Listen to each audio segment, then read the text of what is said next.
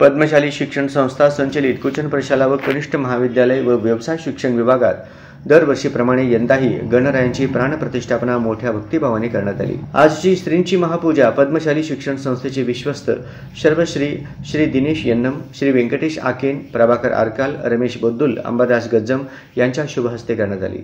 या प्रसंगी कुचन प्रशाला कनिष्ठ महाविद्यालयाचे प्राचार्य युवराज मेटे, उपप्राचार्य अनिल निंबाळकर, उपमुख्याध्यापक मधुकर धर्मसाले, पर्यवेक्षक दत्तात्रय मिरगू, श्रीमती प्रणिता सामल, मल्लिकार्जुन झोकारे व सर्व शिक्षक व शिक्षकेतर कर्मचारी व विद्यार्थी उपस्थित होते।